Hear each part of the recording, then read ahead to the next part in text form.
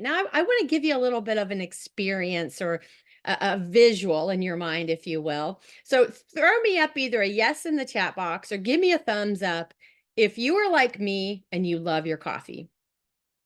Who loves their coffee? Brian says, yes, I loves me some good coffee. So if you're a coffee connoisseur, if you're not a coffee connoisseur, maybe you're a foodie. So you can kind of relate to the experience of when you go to a restaurant. It's not just about the food you eat. Bridget is a coffee connoisseur as well. So imagine you walk into a coffee shop. Okay, just kind of picture this. As you approach the counter, the barista greets you with a smile and they take your order promptly. They prepare your coffee exactly as requested, hand it to you along with the receipt. If you have any questions about the menu or the ingredients, they promptly answer your questions. You thank the barista, you leave with your coffee, and you're satisfied. You got your coffee. That's customer service. It's good customer service. Now, consider this. Before you even enter the coffee shop, you notice the inviting aroma of freshly brewed coffee kind of wafering through the air, drawing you in, pulling you in. As you step inside, you're greeted. You're greeted by warm lighting, cozy seating, relaxing background, maybe some music, creating a welcoming atmosphere. You approach the counter, and the barista not only takes your order, but also engages you in a friendly conversation, asking about your day, recommending a drink, maybe a new flavor. While you're waiting, you notice the attention to detail in the shop's decor, the cleanliness surrounding, the artwork on the walls, which adds to this kind of overall ambiance. Your coffee's ready. It's presented to you with this personalized touch. Maybe your name's on it, maybe a little picture, a little smiley face. As you enjoy your coffee, you feel this sense of relaxation and enjoyment, appreciating the overall experience of visiting this coffee shop. In this example, this is customer experience, right? The customer service aspect focuses on specific interactions between you and the barista, such as taking your order, answering questions, providing you efficient service, and that's okay. But on the other hand, the customer experience encompasses the entire journey from start to finish before you even walk in the door, including this ambiance. Why is ambiance important? It's incredibly important. It's that emotional. We said that emotional piece, right? The atmosphere, the personalization, the emotional connection, which collectively, this is the key team, collectively contributes to your overall perception and satisfaction of the experience. Now, picture that. Who among you would go back to that coffee shop? Who among you might walk an extra block to that coffee shop? Let me know in the chat box or give me a thumbs up. I know I would. I know I would. Caffeine, please. Yes, says Ryan. I love it. Absolutely. So this is kind of where we're going, team. It's about the experience. I can get the same cup of coffee and maybe it's a little cheaper at the first kind of experience. But now it's this whole kind of ambiance experience. I have this emotional connection. Maybe the next time I go, the barista even remembers my name because they wrote it on my cup, right? So what I'd like to do, and this is an example of how we would bring experiential training into our customer experience workshop, as we like to show a video, and then we like to develop some strategies around the information that is shared. So I'm going to show you a video, listen, take some notes, and then I'm going to talk to you a little bit about how we would put this into a breakout session, how we would leverage the stimulation of this keynote speaker, if you will, in regard to customer experience. And then I'll open up the floor for some ideas, questions, or thoughts around that. So I will turn my video off while I play this video just to mitigate any buffering, and then we'll come back, open the floor, and talk a little bit about it. Enjoy this, team.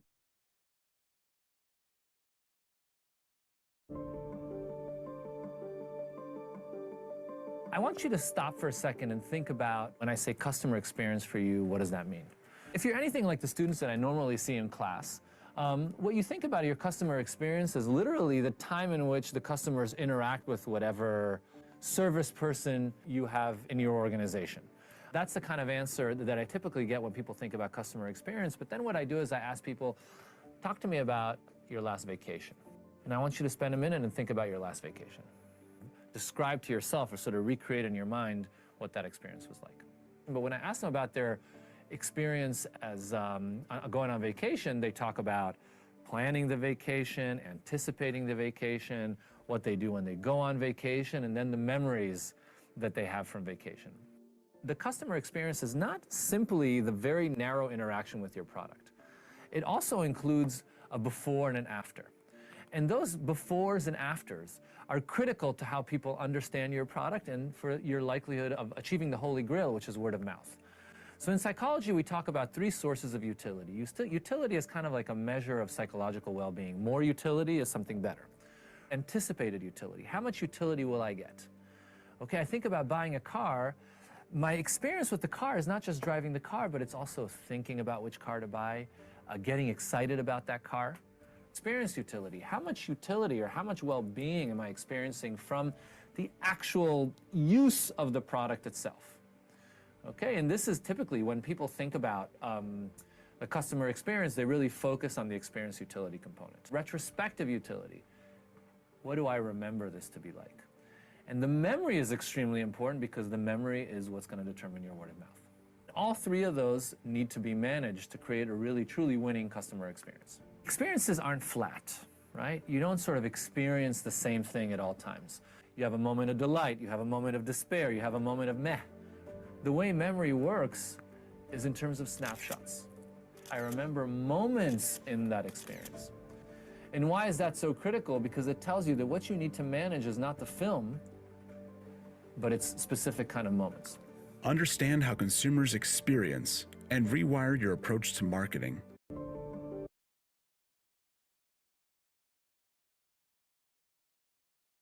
Team, this is an opportunity where we would take what our participants just heard, and in the context of customer experience and what our speaker spoke to us about, right? These three sources of utility. He gave us really great examples of how each utility refers to the value that customers derive from their interactions with an organization and its services. So here's where we would break up into three rooms. Each room would get a different utility assigned, anticipated or functional utility, which there, remember, it refers to that tangible benefit or what I'm expecting to benefit, right? This practical value, because this type of utility, right? This type of utility is derived from what I'm expecting to be fulfilled, right? This specific need or to solve a problem. And then we would put the second room would be this experiential utility, right? What we're actually experiencing, referring to the overall quality, right, of the customer's experience, including those sensory perceptions, right? Sensory appeal, the enjoyment derived from the experience itself, right? And this type of utility is really derived from factors such as aesthetics and that ambiance that we mentioned in that sensory stimulation, like the coffee shop or a restaurant, if you're a foodie. And then the third room would be like that retrospective or that emotional utility. And this, of course, remember, it relates to those positive feelings, those emotions, and that psychological benefits that the customer experiences during this interaction with this organization, right? For example, for me, I'm not only am I kind of a coffee snob, I'm also a hotel snob. When I travel, the older I get, I really expect, personalized service. Who among us, I'm very loyal to a particular brand, and I've visited that brand so much that when I get to my room and I turn the TV on, it says, "Welcome back, Cassandra." And that means a lot to me. That is like, yes, they know me, this is my brand and I'm going there. So we would put them into these three rooms and each team would brainstorm, how are we doing? What are we currently doing in regard to the utility in which we've been assigned? What could we do differently, and develop some strategies in regard to get there, right? And then they would come back and they would debrief and they would share, and the entire group would walk away with strategies for each utility. And if possible, depending upon if it's an open enrollment, if there's cross-functional organizations, we try to put them in like-kind rooms, right? So they're working together in that. Same thing when we develop their journey map, right? We want to them to work in who they would be working with, in the line of business they would be. Does that make sense? What do you think, team? Any thoughts, questions around that? Does that make sense? So we give them the opportunity to watch, hear, discuss, strategize, develop. So they have some great takeaways moving forward. So in regard to, and when we think about customer service and the customer experience, they are closely related, right? That makes sense. So if you can kind of picture it as customer experience as being kind of like the umbrella, and customer service is under the umbrella. So customer service is kind of like the enabling objective to get us to that terminal objective, which is the customer experience. So there's parts and pieces along the way. And what we're looking at doing within organizations in improving the customer experience is these become intertwined together so that we understand what's going on before the customer sees me and what happens after the customer sees me, and how can we collaboratively work together in creating that understanding, because that's the value. That's the value. So customer service, like we talked about this in the chat box, it really does refer to that assistance and in the support provided to the customer before, during and after they make maybe a purchase or a service or an interaction. And it really involves activities such as answering those questions, resolving issues, maybe complaints, processing orders, handling, different challenges, IT service, help desk, those kinds of things. Where when we think about that customer service, what we're trying to create and what we're looking for is a shift in that culture, right? To where we're not rewarding employees just for developing products. We're helping them understand, or just their service that they're responsible for, but how are they looking to the left and looking to the right, and how they're collaborating together. Customer experience encompasses that entire journey, as we've talked about, as we've listened to, and as we've put into that chat box. It is that what they go through in interacting with an organization, from that initial awareness, right? When I look on the website, to where if I actually go into that organization, the customers in whom you serve, the services you provide, to that post interaction and beyond. What am I remembering? Remember, he said it's snapshots, right? It's snapshots.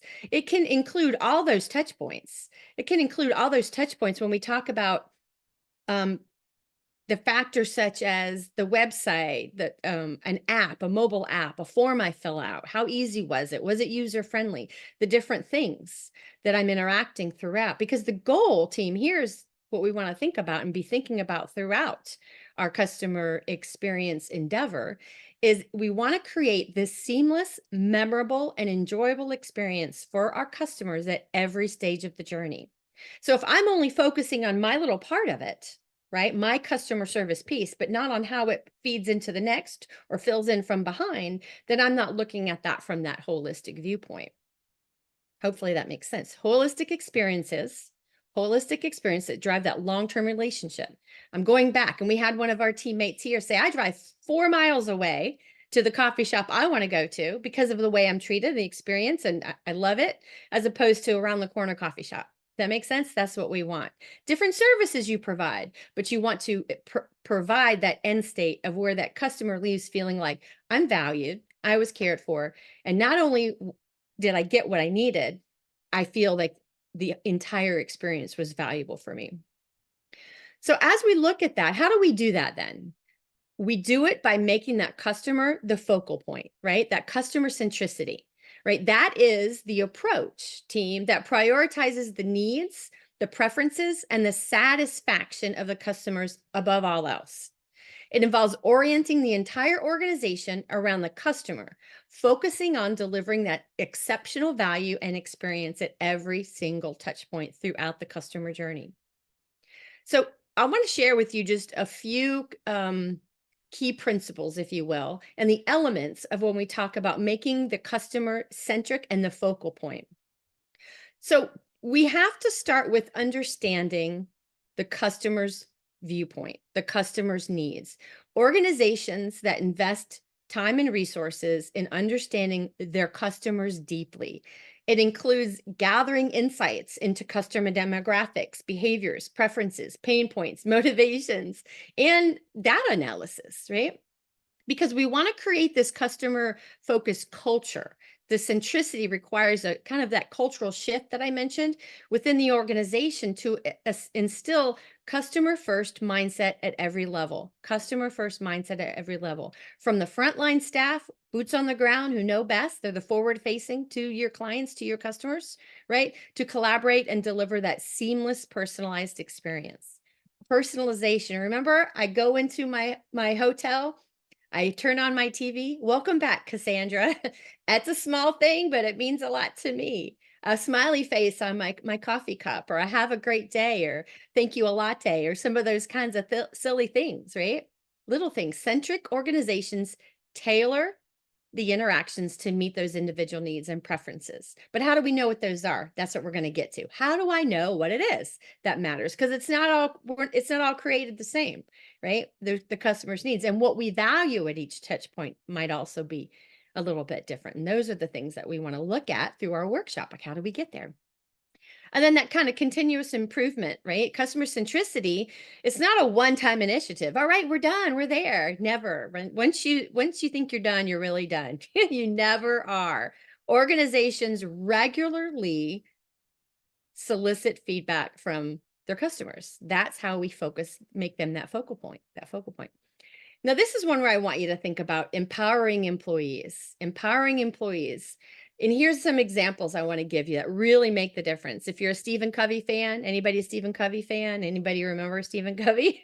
I keep aging myself. Well, I love me some Stephen Covey. And he always talked to us about this idea that your customers, or your employees, I'm sorry, will treat their customers how you treat them. And I want to give you kind of an example. There's a couple of different department stores. One has kind of like a red circle, not going to call out their name. The other one kind of has a blue theme. Everything's blue. The name is blue. You walk in one department store, it's clean. The employees are smiling. They're happy to be there. If there's a price that there was a different price on the tag or on the shelf, then that it rung up, they're empowered to fix it.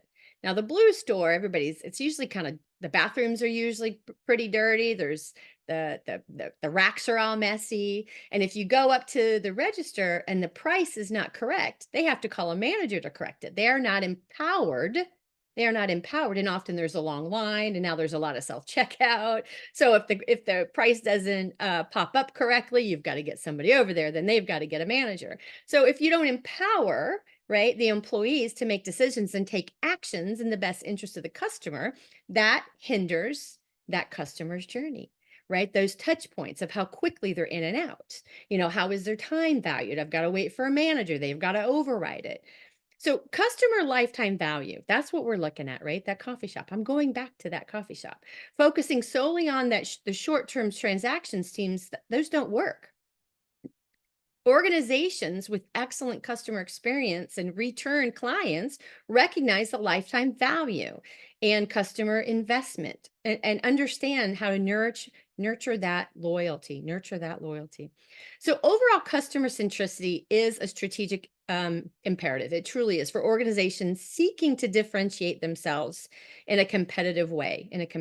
I know your types of customers are different as government organizations, but you really want to increase and look at how you can really make that customer experience that valuable to that customer.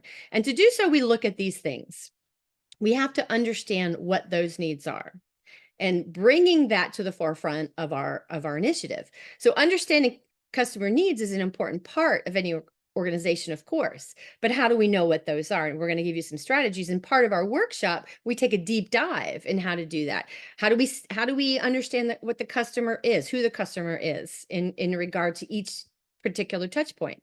How do we seek that feedback, analyze not only competitors, of course, maybe not in your case, but how do we analyze the feedback that we get? So there's physical and there's psychological needs when we think about customers. There's two types. And when you look at the physical needs, sometimes that's the simplest to identify. Would everyone agree? They often have very direct solutions, right? I have an IT problem. I need an IT fix, right?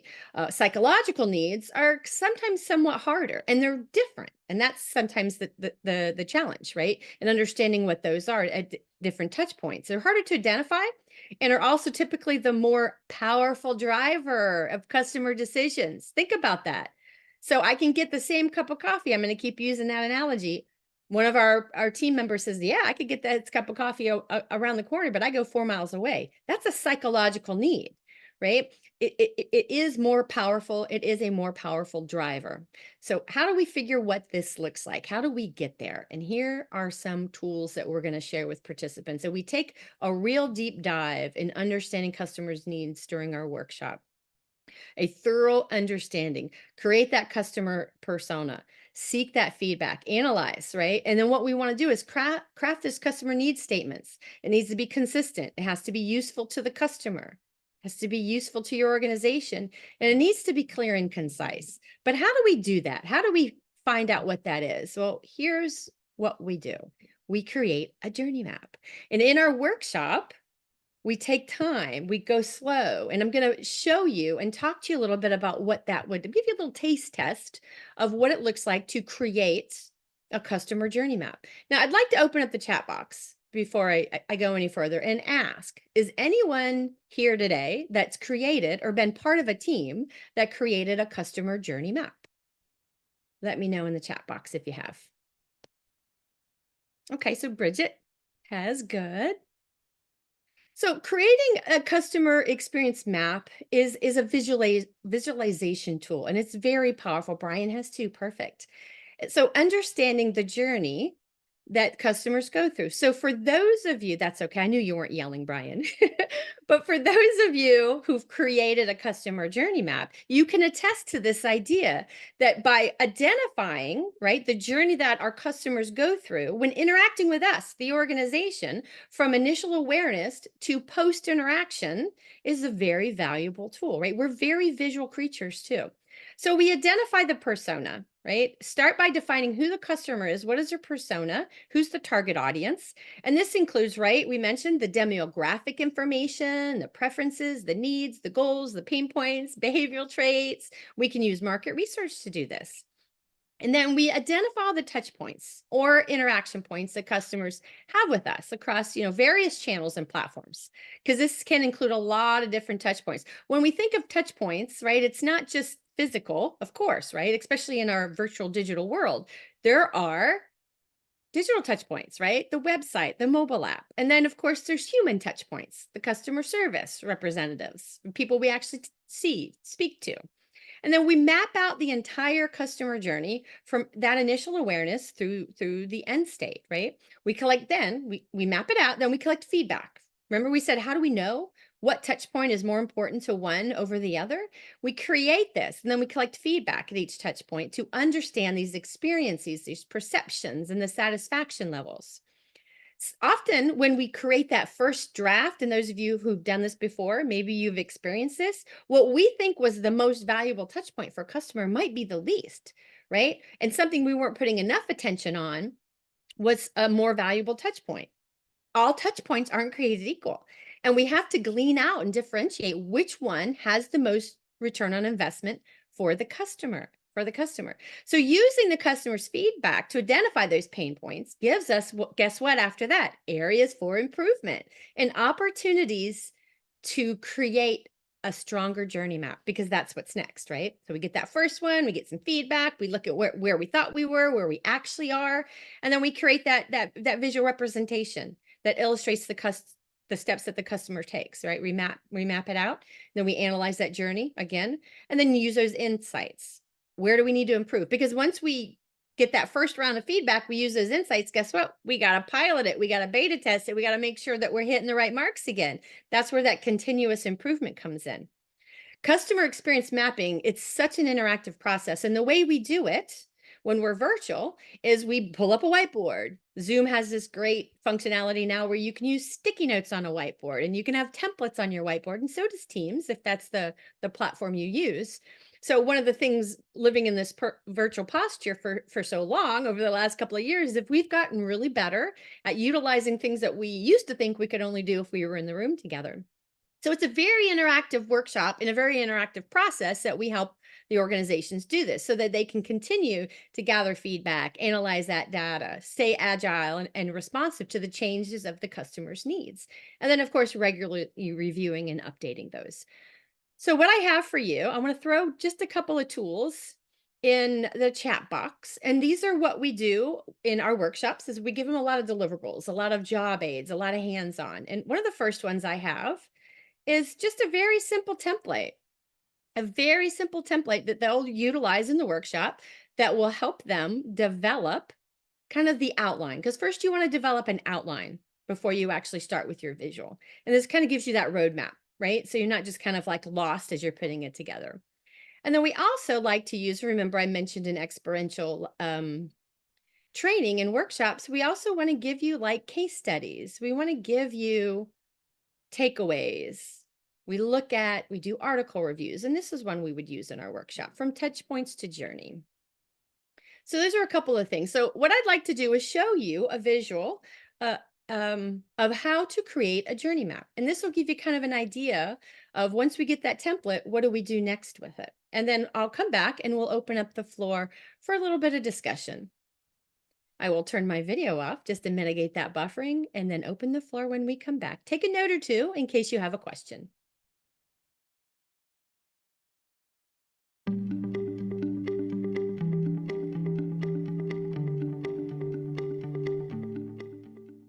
How to create a journey map.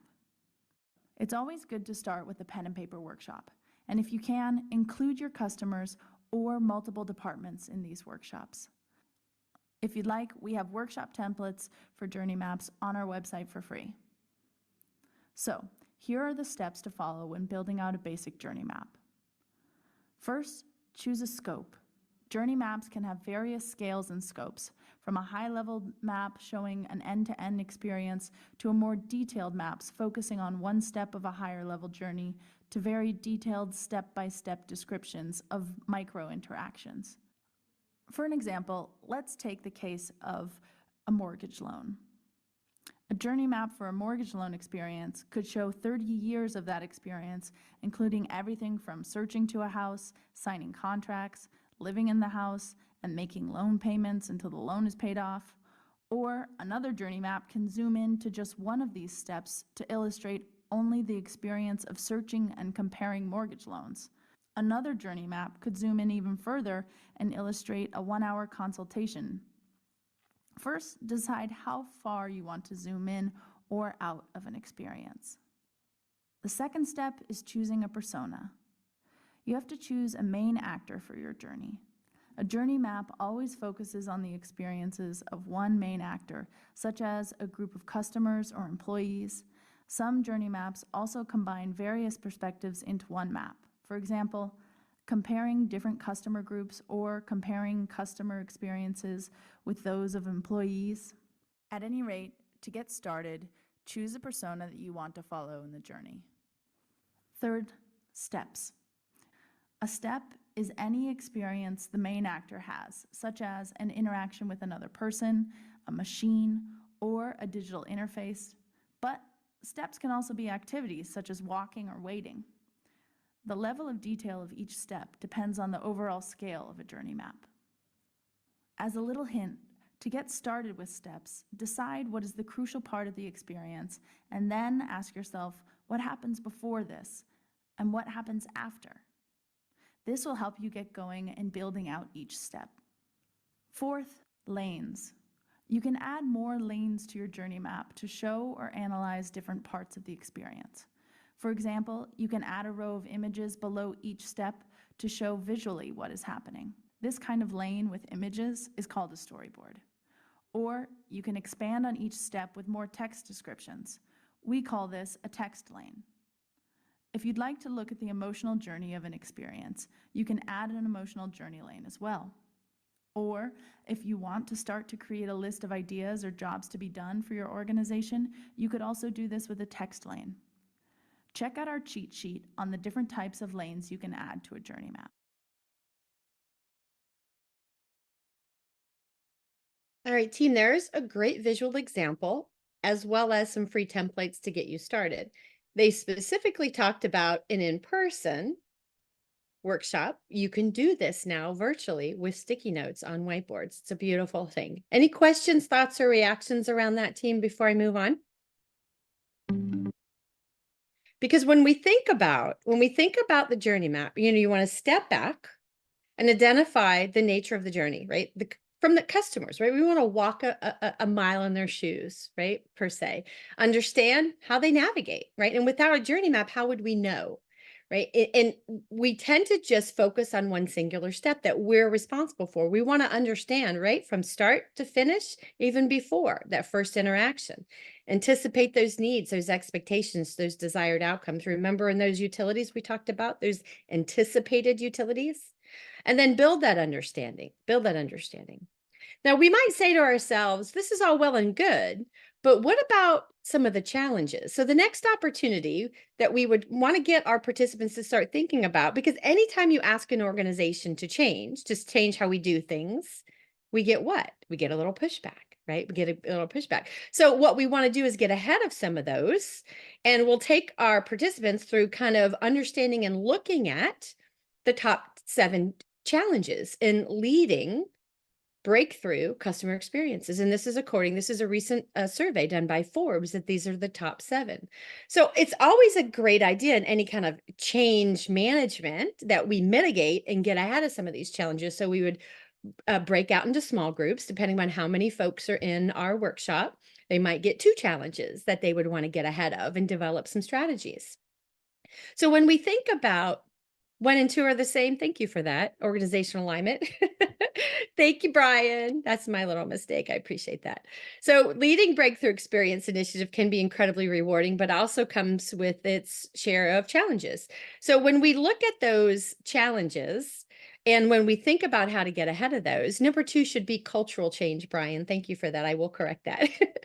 So organizational alignment, getting buy-in. And according to Ken Blanchard, if you're familiar with Ken Blanchard, he's kind of one of my, what I believe, cutting edge of leading organizational change. He says lack of buy-in is the number 1 reason why change either fails or is derailed. So we would put them in a breakout room, and if maybe they were a changed, one breakout room might be in charge of organizational alignment and cultural change. So we would say, what would you do as leading this effort, leading this initiative to mitigate and get ahead of? So I want to open up the chat box, and I'd like you to just throw into the chat box, if you were leading this initiative in regard to customer experience, leading this change effort, what would you do to get buy-in?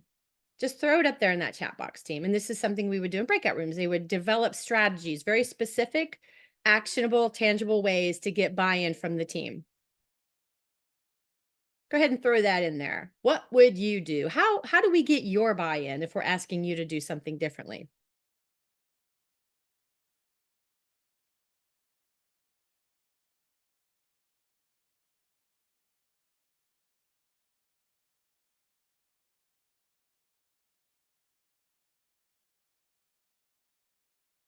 Do we have any ideas, team? Oh, there we go. Discuss the return on investment. 100%.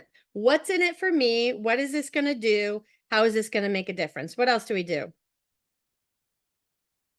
Explain how the change relates to the personal benefits. Absolutely.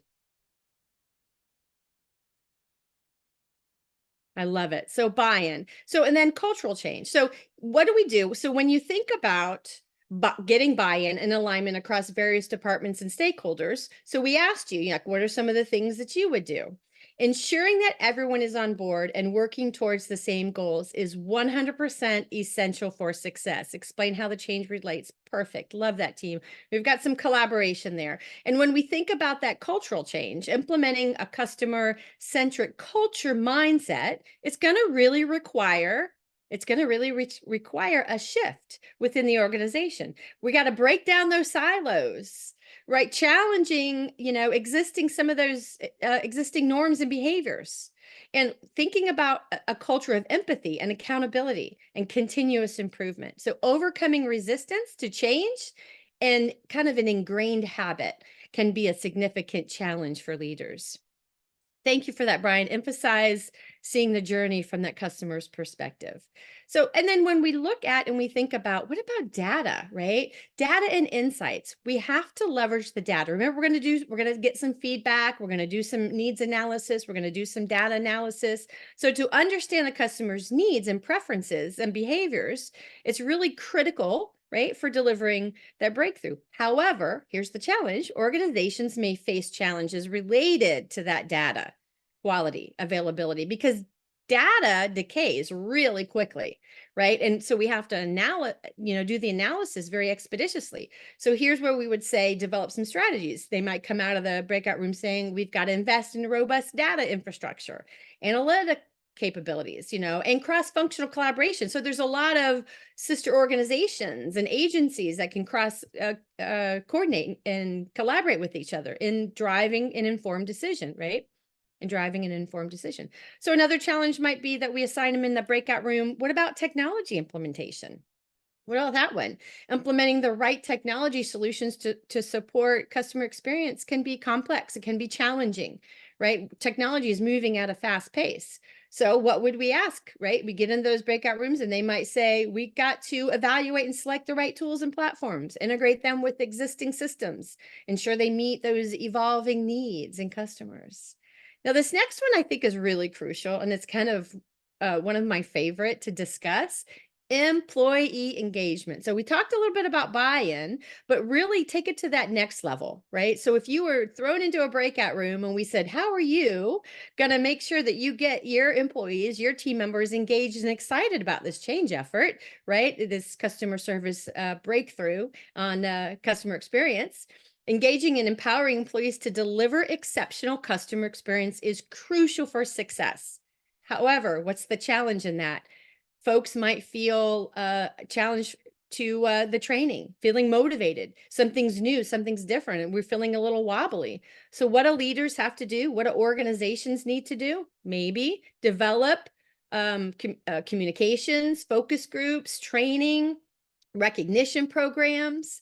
I want to share with you really quick, and I'm going to date myself on this story. This is a great example of what happens when we have a great idea on how to improve a customer experience, but we don't bring in the right people, get the right people on the bus and on the right seats to drive the effort. So does anyone remember back when we used to fly? And if we we used to fly when we did fly, and we had to use cash to buy like maybe headphones or a drink or something like that. Does anybody remember when it was only cash in flight? Yep, thank you. When I get a bunch of no's, that's when I'm really feeling old. So I'm so happy that we got a few yeses. So the flight attendant had to run up and down with the 20. Who's got change for a 20 for a $2 set of headsets? So the great idea, improve customer experience, and we'll go to cashless cabins, right? It's a great idea. Of course it is. But what happened was they didn't get the right people on the bus, like IT, to help develop it. Flight attendants, what should it feel like? What should it look like? Give them the training. They basically developed this in a silo. They thrust it to the flight attendants and they said, you're welcome. And we're really perplexed when these devices were being broken and lost. And what's going on here? Southwest Airlines, on the other hand, they said, well, we're going to hold off on implementing a cashless cabin. We're going to put a focus group together. We're going to get IT together with the flight attendants, and then they're going to develop and design it. Then we're going to train them on it, and we're going to campaign it, right? And they kind of piggyback their freedom of flight with, freedom from cash or something like that. They did a really neat like kind of campaign, and they got the buy-in. Huge team, huge. So if we're going to make something better to improve customer experience, we've got to get the right people on board, the boots on the ground, and ask them how we should do it. Because then that takes us to the idea of measurement and return on investment, measuring the impact, customer experience initiatives, demonstrating that return on investment, and understanding what right is going to look like. Boots on the ground, team. It's all about the right people on the right bus and in those right seats. So with that, and we provided you with that article from McKinsey because we really believe they're kind of the cutting edge on this research when it comes to customer experience. And they say this here, what's on your slide. Many customer experience transformations stall because leaders can't show how these efforts create value. So we want to show value. Right? We don't just want to say, here you go, we had a great idea. Now go forth and, make the change. We want to make sure that they understand, patiently building, those cases and help by securing that buy-in and building that momentum. Hopefully that makes sense. So linking the customer service to value, that's what we want to do. We want to develop that hypothesis, understand how we can link that, the what's in it for them, what's in it for the customers, and how it improves the organization's effectiveness. Linking the customers with what they say and what they do through constant feedback, through focus groups, through ways that we can continually be pulling that data, right? We want to make sure that it's not decaying. And then analyze the historical performance of real customer cohorts. We have lots of customer cohorts that go through these journeys. We get their feedback, and we kind of want to link it together so that we can understand, looking for those trends, looking at how that forward-looking view, and then tracking those shared outcomes, So in that regard, we'd like to share with you a model, and we really take a deep dive on this in our workshops, because the building blocks of that customer experience transformations, leading a customer service experience transformation, it really can generate a lot of anxiety. Any change can, right? And we're kind of living in, feeling sometimes bombarded by change. So often organizations and leaders might hesitate to even start because they're feeling overwhelmed by many challenges of driving change across what feels like virtually every silo in the organization. But this hesitation team can really create risks for the organization. History shows, right, the value of investing in the customer experience during some of the most challenging times. Because when we want to look at how we prioritize our customers, we realize that there's 3 times the return on investment. So this is what we want to do. These are the building blocks. Build inspiration and purpose, right? Develop that customer-centric vision and aspiration. I love it, Sam. Absolutely use the employees. I always say, help them grow it with you.